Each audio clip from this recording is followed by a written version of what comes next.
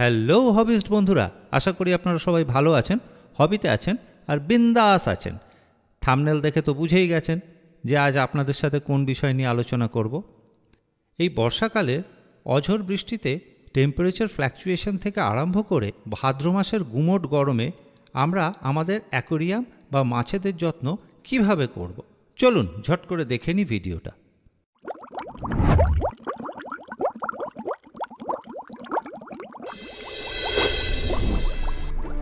আমাদের বাংলা ভাষায় একটা প্রবাদ আছে না, শ্রাবণের ধারা আর পচা ভাদ্র।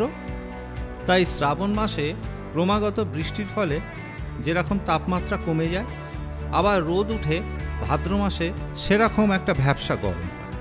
তা এই রকম আবহাওয়া ওঠা পড়ার ফলে আমাদের অ্যাকোরিয়ামের জলের তাপমাত্রারও ফ্রিকোয়েন্ট ফ্ল্যাকচুয়েশন হতে থাকে।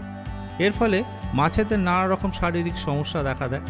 এতে মাছ অসুস্থ হয়ে নিচে বসে যায় বা মারাও যায়। তাই এই ধরনের সমস্যা থেকে মুক্তি পেতে অবশ্যই অ্যাকোরিয়ামের একটা থার্মোস্ট্যাট হিটার দেবেন, সাথে একটা থার্মোমিটার দেবেন, যাতে অ্যাকোরিয়ামে জলের তাপমাত্রা 24 থেকে 28 ডিগ্রিতে মেনটেন করা যায়।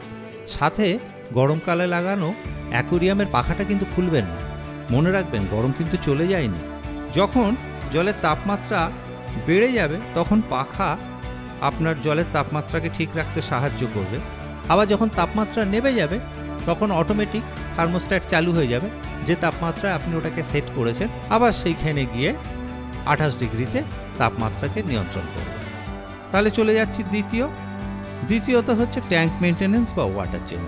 এই বর্ষায় যখন বাইরের আবহাওয়া ঠান্ডা তখন ওয়াটার চেঞ্জটা বন্ধ রাখুন। কিছুটা জল রুম টেম্পারেচারে ধরে রাখুন, টপ আপ করুন।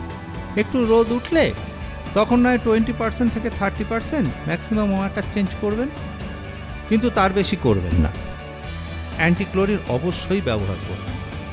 আর চেষ্টা করবেন অ্যাকোরিয়ামের নিচে থেকে ময়লাগুলো সাইফন করে বার করে দেওয়ার। কারণ কি, ওই নোংরাগুলো অর্থাৎ মাছের যে ওয়েস্টেজগুলো এবং আনইটেন ফুডগুলো, যে ফুডগুলো নিচে পড়ে যায় সেগুলো কোনায় কোনায় জমা হয়ে যায়, ওগুলোকে তুলে ফেলে দিল। ওগুলো থেকেই কিন্তু অ্যাকচুয়ালি অ্যামোনিয়া স্পাইক করতে পারে। তৃতীয়ত চলে যায় রোগ বা তার প্রতিরোধের ব্যবস্থা। এই সময় মূলত ছত্রাকবাহিত রোগ বা ব্যাকটেরিয়াল ইনফেকশন হতে পারে। ছত্রাকবাহিত রোগ থেকে বা ব্যাকটেরিয়াল ইনফেকশন থেকে মাছের গায়ে ইক হয় বা হোয়াইট স্পট হয়, তখন আপনি অ্যাকোরিয়ামের জল পরিবর্তন বা ওয়াটার চেঞ্জ তো করবেনই। ওয়াটার চেঞ্জের সাথে সাথে আপনি একটু রক সল্ট বা অ্যাকোরিয়াম সল্ট মিশিয়ে দিতে পারেন। এটা কিন্তু একটা অব্যর্থ ওষুধ। এতে জলের হয়তো টিডিএসের কিছুটা পরিবর্তন হতে পারে, কিন্তু এটা অব্যর্থ ওষুধ। আর যদি বোঝেন তাহলে আপনি মিথিলিন ব্লু ইউজ করতে পারেন, অথবা ভালো দোকান থেকে মেলাচিড গ্রিন বলে একটা ওষুধ পাওয়া যায় অ্যান্টিফাঙ্গাল, সেটা ব্যবহার করতে পারেন। অবশ্যই ভালো রিনাউন্ড কোম্পানির ওষুধ ব্যবহার করবেন। বাজারে পাওয়া ওই আজে বাজে লাল নীল জলের কৌটো 10 টাকা দিয়ে কিনে এনে ওগুলো দেবেন না, ওতে মাছের প্রভূত ক্ষতি হয় এবং মাছ মারাও যেতে পারে। চতুর্থ পয়েন্ট, খাবার তো দিতেই হবে, কিন্তু খাবারের পরিমাণ কমিয়ে দিন। দেখুন, মাছের সামনে গেলেই মাছ খেতে চায়, এটা স্বাভাবিক, কিন্তু আপনাকে মাছের খাবার দিতে হবে পরিমাণ মতো, খুব অল্প। আপনি সারাদিনে 2 বার খাবার দিন। একদিন খাবার সম্পূর্ণ বন্ধ রাখুন, আর একদিন ছেড়ে ছেড়ে একবেলা খাবার দিন।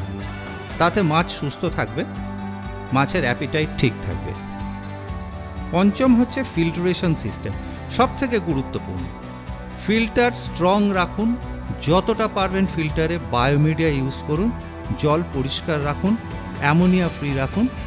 যত বায়োমিডিয়া থাকবে তত জলের কোয়ালিটি ভালো হবে, স্বচ্ছ থাকবে, ক্রিস্টাল ক্লিয়ার থাকবে, মাছের রোগ কম হবে, মাছ বাঁচবে দীর্ঘদিন এই পরিস্থিতিতেও। তাহলে আমরা দেখে নিলাম অগাস্ট, সেপ্টেম্বর, অক্টোবর এই 3 মাস কিভাবে আমাদের অ্যাকোরিয়ামের যত্ন নেব, মাছকে ভালো রাখব, আমাদের হবিটাকে ভালো রেখে আমরা হ্যাপি থাকব।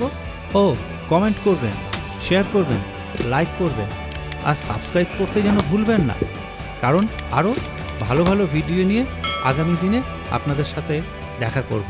তাহলে আজকের মতো টাটা।